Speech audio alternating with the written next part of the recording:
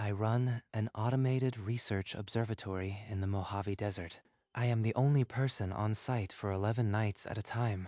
Rule 2 says, never point the primary mirror at coordinates 18 hours, 11 minutes, declination minus 28 degrees, 36 minutes between 2 and 3 a.m. A graduate student broke that rule on May 4th, 2017.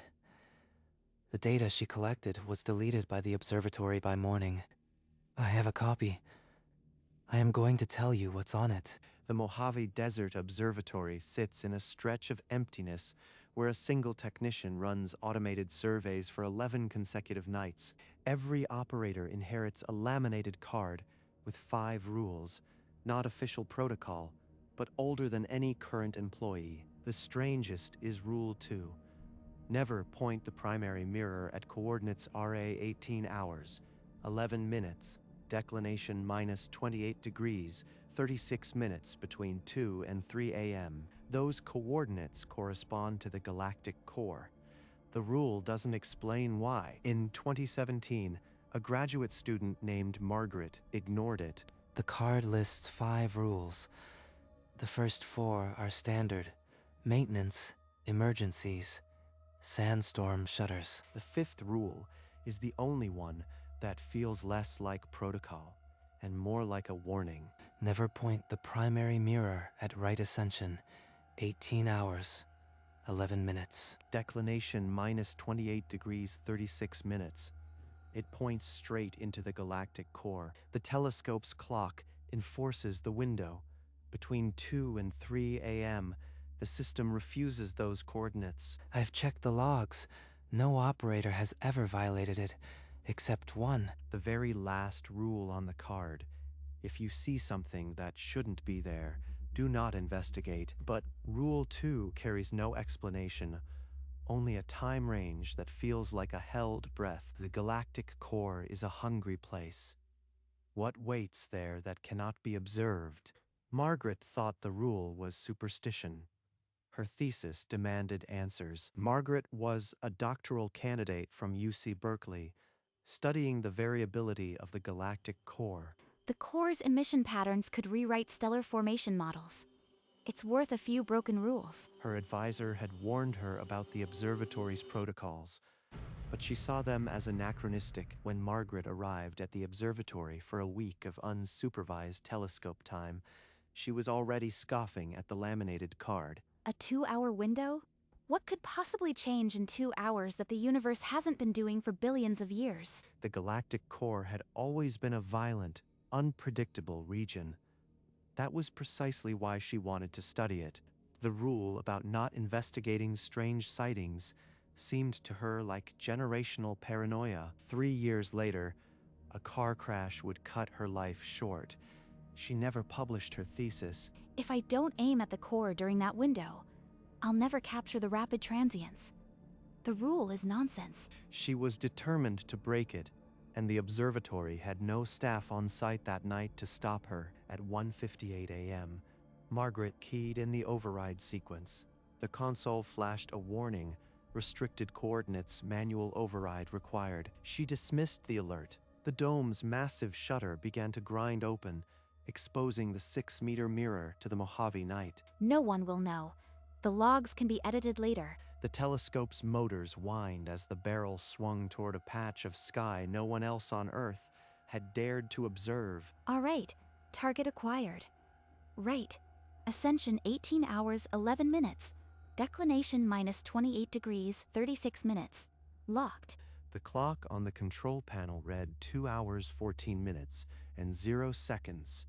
Data acquisition went live. Terabytes of spectroscopic data began flowing into the archive, dense, unremarkable at first. Just a normal star field. I knew it. For the next 14 minutes, nothing disturbed the feed. The galactic core shone brilliantly. Margaret leaned back and watched the numbers scroll. She had just broken the observatory's most sacred rule, and she felt nothing but scientific triumph. At 6 a.m., the observatory director arrived. The automatic log showed a targeting violation at 2:14. Margaret was called into the main dome. She stood defiant as the director pointed to the red coordinates on the screen. It was for my thesis. The rule is baseless. What did I actually record? Let me see the data? The director refused. Instrument malfunction, he told her. The data is being purged. Donald overheard. He was the night technician, coming off his off shift. He slipped into the control room as the director walked out. If it was nothing, why delete it? If it was something, I need to know. He pulled a blank USB stick from his coat and navigated to the temp cache. The raw file was still there. He copied May 4_2017_0214 DAT onto the drive, then labeled it M2017 in black ink. By noon, the observatory's log showed only a routine maintenance entry. Margaret was suspended from the project. Donald hid the drive in a drawer under old star charts. He told himself he'd never open it. 6 years passed. Donald worked 11 nights on, 3 off, alone with the hum of servers and the desert wind. The drawer stayed closed. He never once plugged in the drive. Some nights I forget it's there. Most nights I don't. He saw Margaret's name once, listed as a data analyst for a weather firm. She never returned to astronomy. The rules card stayed laminated. Rule 2 stayed unbroken. The thumb drive gathered dust. If I open it, I'll know. And then I'll have to do something about it. His shifts became a rhythm. Check the arrays, log the weather, avoid the lower right drawer. It's just a file. It's just numbers. It's just 27 minutes of a dead night. But the weight of it grew. A secret kept is a secret that keeps you. By the 6th year, he didn't sleep through the 2 a.m. hour anymore. He sat up and listened to the silence. On a Tuesday morning, Donald scrolled through a news feed and stopped cold. The headline read, "Young Scientist Dies in Car Crash." Margaret's photo, the one from her university ID, stared back. She was only 31. She never saw the data. I kept it locked in a drawer while she just vanished. The calendar on the wall still had May 4 circled in red, both 2017 and 2023. The date felt like a closed loop. I have to know. I owe her that much. He knelt beside the lower right drawer and slid it open. The thumb drive was still there, dust on the label.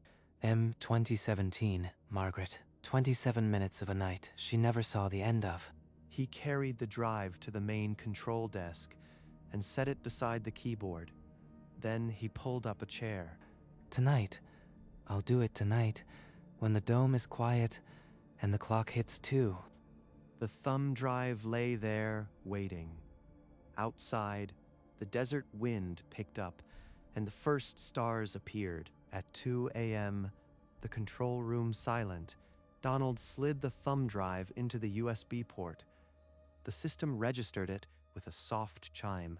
A single file icon appeared on the desktop, May 4_2017_0214 DAT.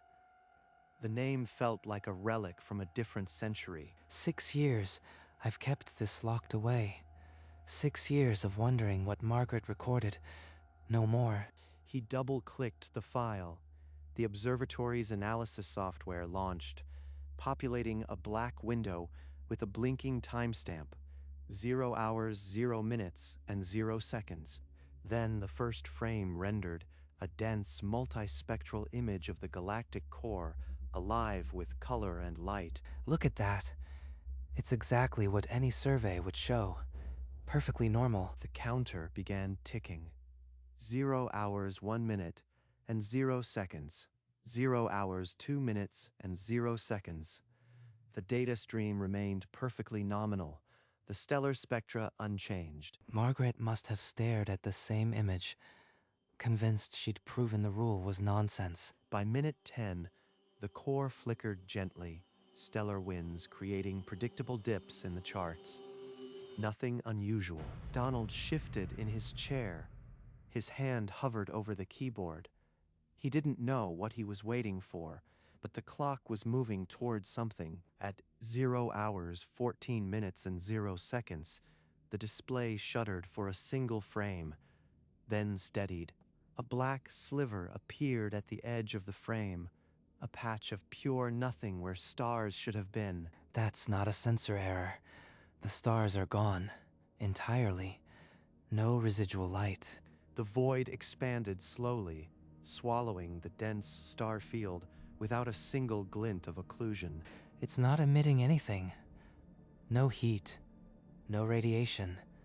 It's just absent. The spectrograph showed zero emission across all bands, no reflection, no thermal signature. The object was utterly black. It's moving. Steady trajectory. Roughly Earth-sized, judging by the core's diameter. Donald leaned forward, his eyes not leaving the screen. The silence in the control room became absolute. There is no known object that can do this. No black hole, no dark matter clump. This shouldn't be here. The timestamp reached 0 hours, 16 minutes and 0 seconds. The dark form had eclipsed 3% of the core, and it was still coming. At 0 hours, 22 minutes and 0 seconds, the dark mass veered. Its trajectory shifted in a slow, impossible curve that defied inertial physics. It's turning. No natural object can do that without a force. Unless it's not natural. By minute 24, the void had stopped eclipsing the core. It hung still, a perfect black circle, and then it oriented straight toward the telescope. That's not facing the core anymore. That's facing us. Facing Earth. There were no eyes, no contours, no sensory organs that human language could name, but the stare was absolute, a weight that reached through the screen. It sees me. I don't know how, but it sees me. The feed held for 3 more minutes, unblinking, until at 0 hours, 27 minutes and 0 seconds the signal cut to static. Donald sat frozen, the screen now black, the desert wind the only sound. Margaret. She saw this. She saw it turn and look. And she never told anyone. The recording was over, but the weight in the room was heavier than before, a pressure that felt like being watched. Donald replayed the final minutes 3 times, searching for a glitch. The void's turn repeated with mechanical precision. No compression artifact. No cosmic ray strike. The spectrograph registered 0 emission, then 0 everything. He ran every diagnostic the observatory allowed. Optics alignment, perfect. Focal plane, nominal. Mirror temperature, stable. It's not malfunction. If the instruments failed, they failed in exactly the way a real object would look. At 3 a.m., he climbed the catwalk to the secondary mirror. The glass was cold, unmarred, reflecting only stars. There's no dust, no scratch, nothing that could produce a false occlusion. It was really there. He descended and stared at the frozen frame of the void's stare. He timestamped the image, then saved a backup on a second drive. Margaret's data isn't a mistake. It's evidence. Evidence of something intelligent, something that saw us. The sun would rise in 3 hours. Donald didn't sleep. He sat with the weight of a discovery that had no precedent. By dawn, he understood the data was undeniable. He needed someone else to see it, someone who could kill or confirm the impossibility. Donald opened the Minor Planet Center database and queried May 4, 2017, for transits near the galactic core. No results matched. If it was an asteroid, it would be cataloged. If it was a planet, it would have an ephemeris. Nothing. He pulled up the Kepler and TESS archives. No occultation events reported against the galactic plane on that date. I am staring at a void that nobody else recorded. It's not a data gap, it's an absence. A deliberate absence. The Geiger counter on the shelf gave a random click. Donald ignored it, his focus narrowing on the screen. Margaret set out to study variability. She captured something that shouldn't be variable at all, something that shouldn't exist. He searched classified military satellite logs. The interface denied him, but the very lack of public record was its own answer. I've got 27 minutes of proof that something saw us, and the rest of the world has nothing. He leaned back and stared at the ceiling. The silence in the desert felt absolute, pressing in like a held breath. The Geiger counter clicked again, then twice more. Donald didn't look at it. He was no longer sure what was and wasn't coincidence. Donald reached for his phone. There was one person who might have access to deeper data. Kevin, an old colleague at JPL. He typed a message, encrypting it with the observatory's proprietary key. The subject line, May 4, 2017 data, need your eyes. I am not sending the file, just the coordinates, the timestamp, and the fact that something was there. Kevin replied within the hour. His response was short. That's impossible. Send me the data. We need to talk. Donald, you know what those coordinates mean. If you really have something, I'll look, but be careful who you share this with. He believes it's possible.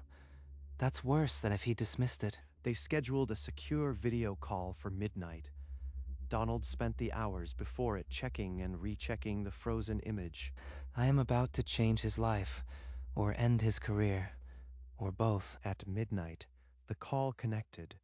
Kevin's face appeared, tired but sharp, a background of satellite data feeds behind him. Donald took a breath and began describing the impossible. He didn't yet show the file. He wanted to hear Kevin's reaction first. Donald began recounting the timeline. The black sliver at 0 hours, 14 minutes, and 0 seconds. The impossible turn. The stare from the void. You are telling me a grad student recorded an Earth-sized void with no emission that turned and stared. That's instrument noise, Donald. It has to be. Donald didn't argue. He shared a screen clip. The 0 hours, 24 minutes, and 0 seconds frame. Then the playback of the void's slow, deliberate turn. On the other end, Kevin's breathing stopped. His face slackened, the blood draining from his cheeks as the clip played. Stop. Go back. Let me see that again. Donald replayed the moment, the void oriented straight toward the lens. Kevin's screen went silent. This isn't possible. This data shouldn't exist in any telescope archive.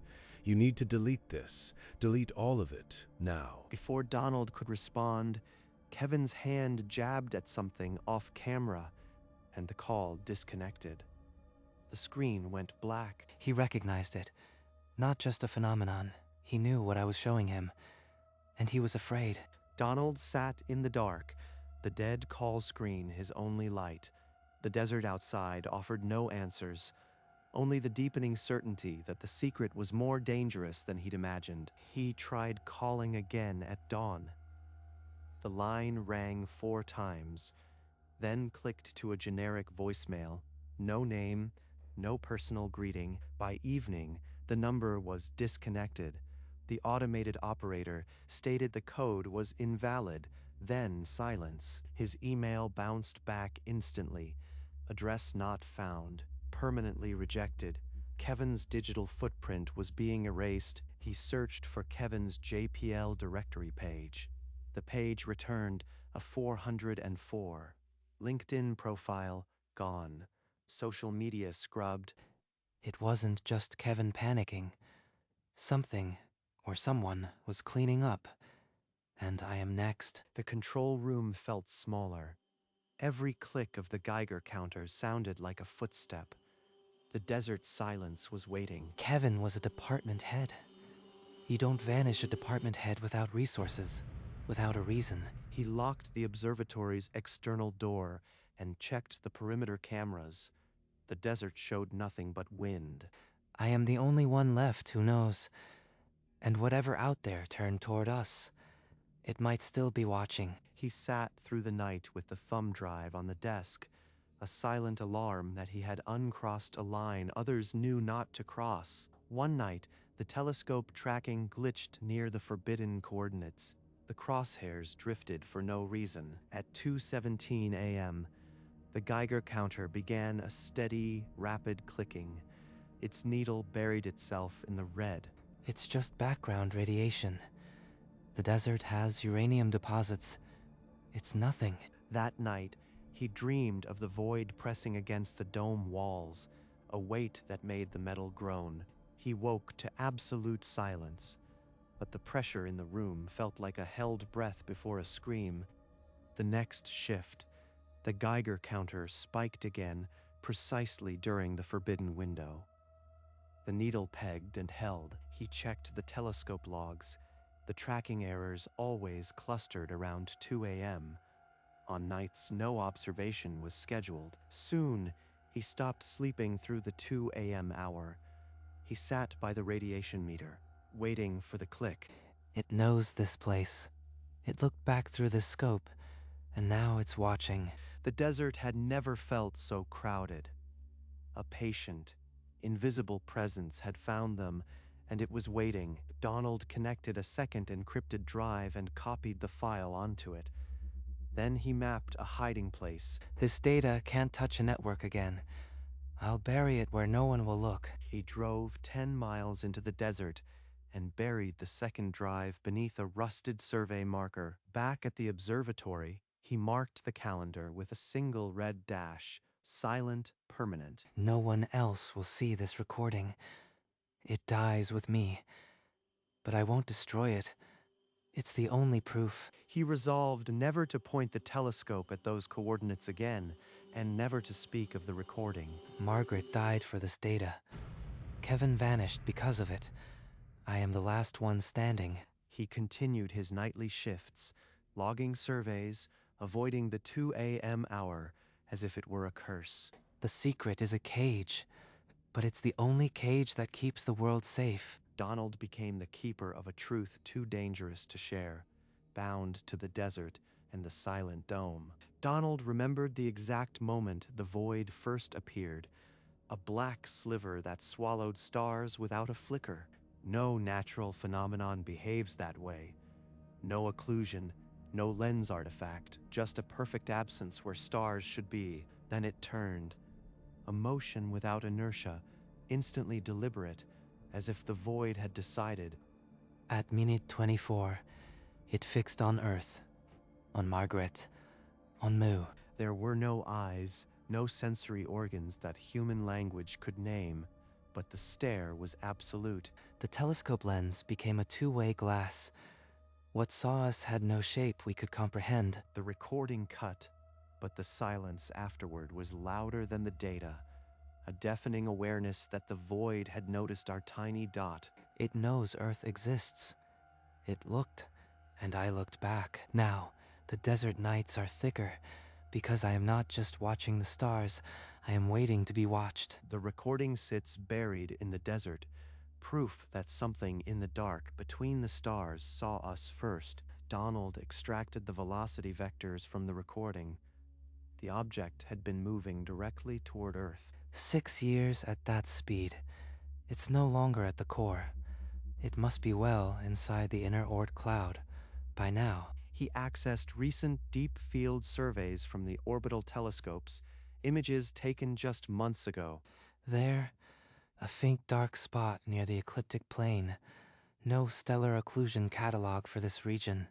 Nothing should be there. The spot was featureless, identical to the void he had watched for 27 minutes, only closer. It's still on course. It hasn't veered.